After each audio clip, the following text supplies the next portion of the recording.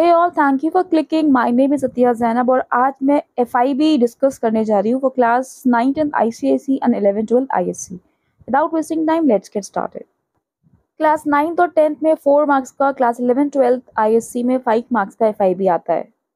अब FIB topic पर command हासिल करने के लिए क्या स्ट्रैटेजी होती है, कौन कौन से टॉपिक्स कवर करने चाहिए, इसके लिए एक प्लेलिस्ट मैंने ऑलरेडी क्रिएट कर रखी है अपने चैनल पर।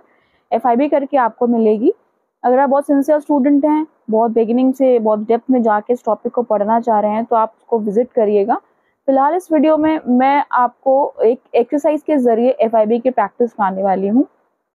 सोर्स मैं यहाँ पे बता दूं मैं किस बुक से आपको पढ़ा रही हूँ। बच्चे बहुत बार पूछते हैं ये चीज़ कि मैम आप कहाँ से एक्सरसाइज करा रही हैं। तो फिलहाल आपकी 9th और 10th आईसीएसई में एक बुक लगी होती है, एक comprehensive grammar of current English. उससे मैंने एक एक्सरसाइज ली है, चैप्टर का नाम है द सीक्वेंस ऑफ टेंसेस। देखिए ये बुक ज़्यादातर स्कूल्स में बच्चों को खरीदवा तो दी जाती है, बहुत कम इस बुक से एक्सरसाइजेस को सॉल्व कराया जाता है। क्यों? क्योंकि टोटल इंग्लिश बुक भी साथ में लगी होती है, जिसमें बहुत सारे स्पेसिमेन पेपर और टेस्ट पेपर्स होते हैं, बच्चे उसी में उलझे रहते हैं। वो भी काफ़ी अच्छी चीज़ होती है।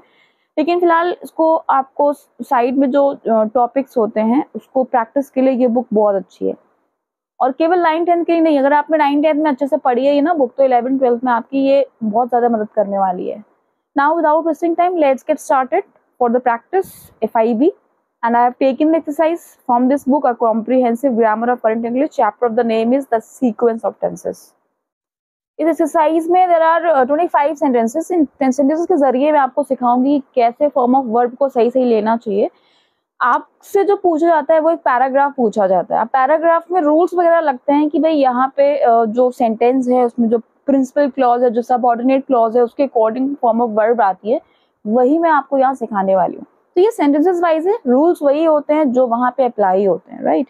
तो चलिए स्टार्ट करते हैं। यहाँ पे सेंटेंस नंबर 1 है, I told him why I dash that, और आपको फिल करनी है डू की करेक्ट फॉर्म ऑफ वर्ब।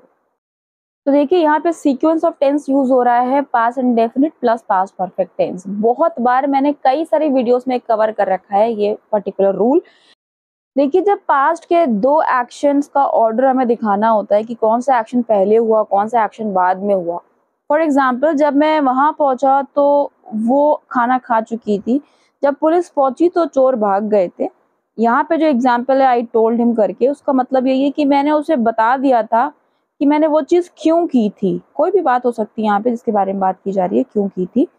तो भाई आप देख रहे हो कि 3 एग्जाम्पल मैंने आपको दिए जिसमें ऑर्डर ऑफ 2 पास्ट इवेंट्स हम डिस्कस कर रहे हैं।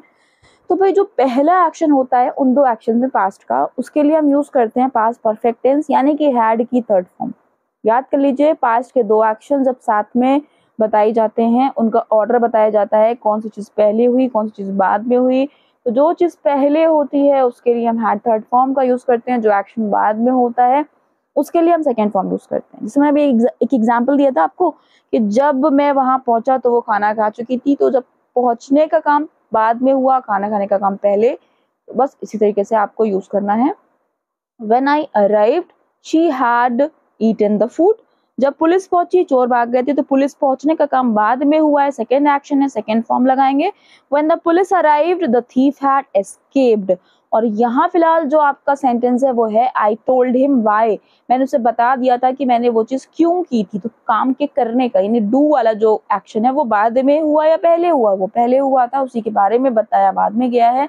तो इसीलिए यहाँ पे आएगा आपका हैड की third form, I had done that. Hope आपको ये पहला रूल क्लियर हो गया होगा। सेम आपका सेंटेंस है सेकंड। टीचर ने पूछा कि क्या बच्चों ने सम सॉल्व कर लिए। अब पूछा का मतलब ये है कि पहले से वो काम दे दिया था, तो अब वो बच्चों ने करा है कि नहीं करा। करा होगा तो ऑब्वियसली पूछने से पहले ही खत्म कर लिया होगा। तो ये भी क्या है, आपका पास्ट के दो ऑर्डर ऑफ इवेंट्स हैं, इसलिए आप यहाँ भी क्या यूज करोगे, हैड सॉल्व्ड। क्या यूज करोगे, हैड का सॉल्व्ड। सेंटेंस नंबर 3 है, I shall go home during the vacation so that I my brother. यहाँ पे आप देखिए फ्यूचर टेंस यूज हो रहा है, I shall go home, shall plus verb first form आपका फ्यूचर इंडेफिनिट टेंस होता है। तो भाई फ्यूचर के साथ जो पेयर होना चाहिए आपका, वो आपका प्रेजेंट होना चाहिए। आप फ्यूचर के साथ पास्ट का यूज नहीं कर सकते हो, बहुत कम जगह पे यूज किया जाता है। कहाँ यूज किया जाता है वो आपको भी सीखने की जरूरत नहीं है। तो यहाँ पे बात हो रही है कि I shall go home during the vacation, ताकि मैं अपने भाई से मिल सकूं। तो मिल सकूं के लिए आपको कोई ना कोई मॉडल की जरूरत पड़ेगी। देखिए मेरी बात समझिए, जो भी फॉर्म ऑफ वर्ब आपको फिल करनी होती है, जरूरी नहीं है कि डायरेक्टली वही फॉर्म ऑफ वर्ब आएगी, वो किसी मॉडल के साथ भी आ सकती है। मॉडल समझते हो ना, can, could, may, might, shall, should, right. तो यहाँ पे आप फिल कर सकते हो कैन सी या मे सी, दोनों करेक्ट है, राइट। आई कैन सी और I may see, both are correct. Sentence number 4 ये है कि माई सन्स हेल्थ वो सो बैड, मेरी बेटे की हेल्थ बहुत बुरी थी, इतनी बुरी थी पिछले साल, that he failed dash the examination. देखिए यहाँ पे फेल्ड का मतलब वो फेल होना नहीं है, यहाँ पर फेल का मतलब है कोई काम ना कर पाना। जैसे मैं उसे नहीं मिल पाया, I fail to see him. मैं ये काम नहीं कर पाया, I fail to do this work. Understanding, fail मतलब फेल पास होने का मतलब नहीं है यहाँ पे, राइट। दैट ही फेल्ड, क्या करना ही के लिए, क्या चीज नहीं कर पाया, वो एग्जामिनेशन दे ही नहीं पाया, राइट। तो टू टेक द एग्जामिनेशन, ठीक। आंसर क्या होगा, टू टेक द एग्जामिनेशन। यहाँ पे एक चीज और मैं आपको बताती चलूँ, एग्जाम देने की इंग्लिश क्या होती है, टेक एग्जामिनेशन। देना का इंग्लिश गिव होती है भले ही, लेकिन इसकी इंग्लिश आप देखो, इंग्लिश में जो इसका फ्रेज होता है एग्जाम देने के लिए यूज करते हैं, वो होता है टेक, ठीक है। और जो एग्जाम लेता है, एग्जामिनर पर्चा आपको हाथ में देता है, तो वो क्या कर रहा है, वो गिव कर रहा है, राइट। उल्टा होता, ध्यान रखिएगा, एग्जाम देना टेक एग्जामिनेशन, एग्जाम लेना गिव एग्जामिनेशन, ओके। नंबर 5 है when I dash him last I spoke to him. तो आपका आंसर होगा सॉ। यहाँ पे देख रहे हो आप, लास्ट आया है, last, when I saw him last, जब मैंने पिछली बार उसको देखा था तो मैं उससे बोला था या मैंने उससे बातचीत करी थी, ये सेंस आ रहा है यहाँ पे। तो भाई कंफ्यूज मत हो जाना, ये पास्ट ऑर्डर के 2 इवेंट्स नहीं है, यहाँ पे ध्यान रखिएगा। यहाँ पे आ रहा है लास्ट। जब कभी भी आपको पॉइंट ऑफ टाइम किसी पास्ट एक्शन का बाकायदा दिया जाता है, कल उससे मिली, कल उससे बात करी, 2 दिन पहले मैंने उसको देखा, तो जब ये सारे आपको इंडिकेशंस मिलेंगे सेंटेंस में, लास्ट, यस्टरडे, अगो, प्रीवियस डे, ओके, इन 1947, मतलब एक कोई पर्टिकुलर पॉइंट ऑफ टाइम आपको दे रखा है पास्ट का कि कब हुआ वो काम, तो फिर आप वहां पे यूज करते हो सेकेंड फॉर्म। क्या यूज करते हो, सेकेंड फॉर्म। तो आपका आंसर होगा I saw him last I spoke to him. Sentence number 6 में आपको बी का एक correct form of verb fill करना है। बी के फॉर्म्स कौन कौन से होते हैं, बहुत सारे वीडियोस में आपको रटवा चुकी हूँ, विच इज बी के फॉर्म्स होते हैं इज, एम, आर, वॉज, वर, या फिर विल भी हो सकते हैं, इज, एम, आर, ING भी हो सकते हैं, राइट। तो बी की फिलहाल आपको यहाँ पे फॉर्म देखने हैं, दे आ रहा है तो प्लूरल ही लेंगे आप, या तो वर आएगा या आर आएगा, समझ रहे हो भाई। बी के फॉर्म्स क्या होते हैं, इज, एम, आर, वॉज, वर। दे आ रहा है, प्लूरल है, तो या तो आर आएगा या वर आएगा। बट आपको दिख रहा है सेंटेंस में आगे लिखा है नेक्स्ट क्लॉज में, they did not lose heart, lose, did not है, सेकेंड फॉर्म है, पास्ट है, पास्ट है, तो आपको फिर वर लाना पड़ेगा। क्या लेंगे आप, वर। भाई पास्ट है तो पास्ट ही का सेंटेंस रहेगा, राइट। तो they were defeated, they did not lose heart. अब सेंटेंस नंबर 9 में भी आपको बी का ही फॉर्म फिल करना है, तो इज आ सकता है, वॉज आ सकता है, एम, आर, ये सब आ सकता है। फिलहाल हमें दिख रहा है are holy books tell us, तो ये क्या है, एक फैक्ट है, एक यूनिवर्सल ट्रूथ है। तो यूनिवर्सल ट्रूथ और फैक्ट्स के लिए, ट्रूथ्स के लिए हम यूज करते हैं present tense, simple present tense, right, या प्रेजेंट इंडेफिनिट टेंस। तो फिलहाल आपको बी का फॉर्म यूज करना है, तो आप क्या यूज करोगे, is, right, man is मॉर्टल। Sentence number 10 है he eats that he live. तो यहाँ पे आपको मे का फॉर्म ऑफ वर्ब फिल करना है। तो मे के 2 पॉसिबल फॉर्म ऑफ वर्ब हो सकते हैं बच्चा, या तो मे आएगा या माइट आ सकता है आपका। माइट आपका मे का पास्ट होता है और मे आपका प्रेजेंट फॉर्म होता है। आप देख रहे हो ईट्स लिखा है, वर्ब एसोरियस फॉर्म आई है जो कि प्रेजेंट होती है, तो मे को प्रेजेंट ही रखना पड़ेगा, माइट नहीं कर सकते हो आप। आपका आंसर होगा ही मे लिव। सेम है सेंटेंस नंबर 11, यहाँ पे आपको कैन का फॉर्म ऑफ वर्ब फिल करना है। He spoke so fast that I dash not follow him. तो बच्चा कैन के भी 2 ही फॉर्म्स ऑफ वर्ब हो सकते हैं, या तो कैन या फिर कुड। कुड क्या होता है, कैन का पास्ट फॉर्म। जब लगाओगे जब आपको पास्ट दिखेगा, कैन जब लगाओगे जब आपको प्रेजेंट की चीज दिखेगी सेंटेंस में। तो यहाँ पे क्या दिख रहा है, स्पोक, सेकेंड फॉर्म, क्या आएगा, कुड। नेक्स्ट सेंटेंस है just as I dash the room the bell rang. फॉरन फॉरन 2 एक्शन साइमल्टेनियसली, या थोड़ा सा आगे पीछे हुए हैं कि जैसे ही मैं एंटर हुआ वैसे ही बेल बजी। जस्ट एज आई एंटर्ड, क्या आएगा आपका, past action, second form. Just I entered the room the bell rang, rang second form है, तो ऑब्वियसली आप जो दिए गए फॉर्म ऑफ वर्ब है एंटर है उसका भी क्या यूज करेंगे, सेकेंड फॉर्म, क्योंकि दोनों जो काम है वो सेम टाइम पर हुए हैं, जस्ट यूज हुआ है। नेक्स्ट सेंटेंस क्या है, हु टोल्ड यू, तुम्हें किसने बताया that goats dash on grass, तुम्हें किसने बताया कि गोट्स डैश ऑन ग्रास, यहाँ पे जो आगे का पार्ट है डैट के आगे का वो एक फैक्ट है, वो एक ट्रुथ है, राइट, या कह सकते हैं गोट्स के जो हैबिचुअल एक्शन होता है उसकी बात हो रही है। तो हैबिट्स, फैक्ट्स, ट्रुथ्स के लिए हम यूज करते हैं प्रेजेंट इंडेफिनिट टेंस, यानी कि वर्ब की फर्स्ट फॉर्म यूज कर सकते हैं या फिर वर्ब एस और एस फॉर्म, जैसे गो, गोस, लिव, लिव्स होता है। तो फिलहाल यहाँ पे गोट्स आपका प्लूरल है, इस वजह से लिव आएगा आपका। Who told you that goats live on grass? Sentence number 14, बहुत अच्छी चीज आपको यहाँ सीखनी है, आप इसको बोलने यानी कम्युनिकेशन स्किल्स में बहुत गलती करते होगे।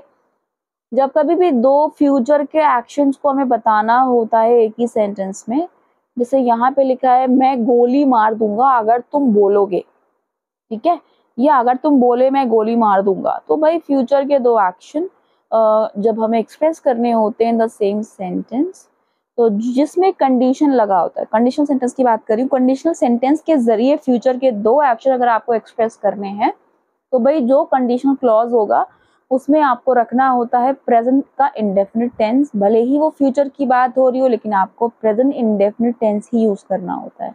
ये रूल्स होते हैं भाई, ठीक है।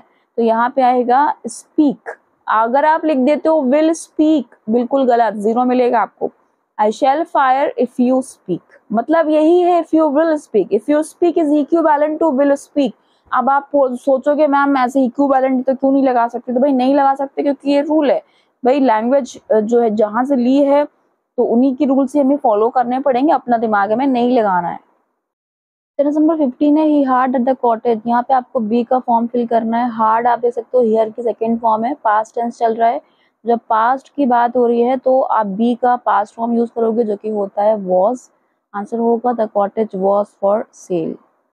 सेंटेंस नंबर 16 अपने में एक कैटेगरी है, टाइप है, बहुत बढ़िया सेंटेंस है, इसके जरिए आपको एक अच्छा सा रूल मिलने वाला है। 16 नंबर सेंटेंस से लिखा है his health has improved since he, भाई बहुत बार ये सेंटेंस आता है, आपके पैराग्राफ में भी बनता है ये, ध्यान रखना इसकी हिंट क्या होती है। हिंट ये मिलेगी आपको, सिंस का यूज हो रहा होगा और पास्ट के दो एक्शंस ही होंगे ऑलमोस्ट, और एक एक्शन का कनेक्शन दिखाया जा रहा होगा प्रेजेंट से। जैसे यहाँ पे एक एग्जांपल के जरिए ही आप समझ पाओगे, जैसे लिखा है कि जब से वो लौटा है पहाड़ियों से उसकी हेल्थ इंप्रूव हुई है, ठीक है, तो उसकी हेल्थ इंप्रूव हुई है जब से वो लौटा है। तो ऐसे कई सारे सेंटेंस आपको मिलेंगे, जब से ऐसा हुआ है तब से ये चीज चल रही है, जब से ऐसा हुआ है तब से ये चीज हुई है, तो सिंस वाले सेंटेंस आप ध्यान रखिएगा। तो इसमें आपको यूज करना होता है, एक तरफ यूज करते हैं आप प्रेजेंट का परफेक्ट टेंस यानी कि हैज थर्ड फॉर्म, और दूसरी तरफ आपको यूज करना होता है सेकेंड फॉर्म। बहुत टफ चीज नहीं है, अगर आप ध्यान से समझोगे बहुत इजी है। सिंस वाले जो सेंटेंस आपको मिलेगा, एक तरफ आपको क्या रखना है बच्चा, हैज थर्ड फॉर्म, और दूसरी तरफ आपको रखना है सेकेंड फॉर्म, ठीक। अब आपको वो जो एक्शन है जिसका कनेक्शन प्रेजेंट से है, यानी जो काम अब तक हुआ है वहां आपको रखना है हैज थर्ड फॉर्म, और जो काम हो गया है, फिनिश हो गया, खत्म हो गया पास्ट में ही एक बार में, तो उसके लिए आपको यूज करना है सेकेंड फॉर्म। तो यहाँ पे लौटने का काम क्या बहुत देर तक होता है, नहीं, लौट गया होगा कभी भी, राइट, तो यहाँ पे सेकेंड फॉर्म आएगी, रिटर्न आएगा। लेकिन हेल्थ के इम्प्रूव होने का काम का कनेक्शन कहाँ से है, टू द प्रेजेंट टाइम, यानी उसकी हेल्थ इम्प्रूव हुई है, एक बार में नहीं हो गई, धीरे धीरे करते करते आज तक की बात बताई जा रही कि अब तक उसकी हेल्थ इम्प्रूव हुई है, तो इसी वजह से हम यहाँ पे यूज कर रहे हैं हैज थर्ड फॉर्म। कई बार ऐसे भी आपको दिया जा सकता है कि आपको रिटर्न दिया होता और यहाँ इम्प्रूव की सही फॉर्म फिल करनी होती, तो क्या फिल करते हैं आप, has improved. Sentence number 17, do whatever you dash proper, यहाँ पे आप देख सकते हो डू से स्टार्ट हुआ सेंटेंस, जो सेंटेंस वर्ब से स्टार्ट होते हैं उन्हें कहते हैं इंपरेटिव सेंटेंस, जिसमें कोई ऑर्डर, रिक्वेस्ट, सजेशन वगैरह दिया जाता है, इंपरेटिव सेंटेंस है ये। और इंपरेटिव सेंटेंस में हम यूज करते हैं first form, do whatever you think, think आएगा आपका, तुम्हें जो करना है, जो तुम्हें सही लगे वो करो, do whatever you think proper, तुम्हें जहां जाना है जाओ, go wherever you go, right.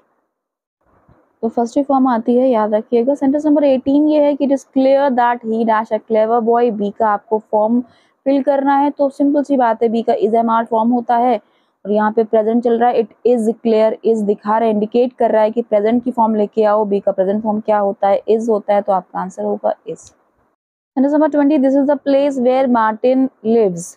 Live का आपको प्रेजेंट फॉर्म फिल करना है, इज दिखा रहा है आपको, इंडिकेट कर रहा है, तो प्रेजेंट फॉर्म ऑफ वर्ब क्या होता है, लिव्स होता है या लिव होता है। फर्स्ट फॉर्म हो सकती है या वर्ब एस फॉर्म होती है प्रेजेंट की, बट यहाँ पे मार्टिन सिंगुलर है तो यहाँ पे आपका आएगा लिव्स। 90 मिनट स्किप कर दी, 19 देख लीजिए। The news that the enemy dash approaching alarm the people. इस न्यूज ने कि एनिमी अप्रोच कर रहे हैं या कर रहे थे, इस चीज ने लोगों को अलार्म कर दिया। अलार्म्ड सेकेंड फॉर्म दिख रही है आपको, जब सेकेंड फॉर्म दिख रही है तो इंडिकेट क्या हो रहा है कि आप पास्ट यूज करिए, तो बी का पास्ट क्या होता है, वॉज या वर। आपको देखना है सिंगुलर है कि प्लूरल, द एनिमी सिंगुलर है तो इसलिए आएगा आपका answer was. Sentence number 21, he kept quite. Kept second form है, आपको मे का फॉर्म फिल करना है। मैंने अभी पीछे बताया था मे या माइट दो ही फॉर्म होते हैं मे के, सेकंड फॉर्म दिखा रहा है, इंडिकेट कर रहा है कि माइट आएगा। Sentence number 22, he would succeed if he dash. Would will का क्या होता है, पास्ट, तो पास्ट होता है इसलिए ट्राई का भी क्या आएगा, पास्ट, ओके, जो कि होगा tried. He would succeed if he tried, इसका मतलब ये है कि अगर वो मेहनत करता, कोशिश करता, तो वो सफल हो जाता। Sentence number 23, a great building stood where there dash a cottage now. B का फॉर्म फिल करना है आपको। अब बी का form is am are was हो सकते हैं, आपको देखना है कि पास्ट लेना है कि प्रेजेंट लेना है, तो अब स्टूड लगा हुआ है सेकंड फॉर्म, तो सेकंड फॉर्म को देख कर केवल नहीं लगा दोगे बॉस, आप ये भी तो देखो कि भाई लास्ट में नाउ दे रखा है, नाउ का मतलब क्या होता है अब, तो यहाँ पे आएगा बी का present form is.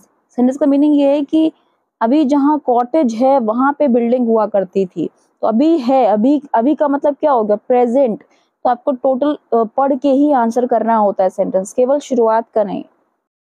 Sentence number 24 में आपको मे का फॉर्म फिल करना है, या तो मे हो सकता है या माइट हो सकता है। पूरा सेंटेंस पढ़ेंगे, आपको प्रेजेंट में जा रहा है तो बस आपका आंसर भी क्या होगा, मे। अगर पास्ट में जा रहा होता तो माइट कर देते, तो फिलहाल क्या आएगा, मे। सेम चीज है सेंटेंस नंबर 25 में भी, आपको विल का फॉर्म फिल करना है, तो ये तो विल आएगा या वुड आएगा।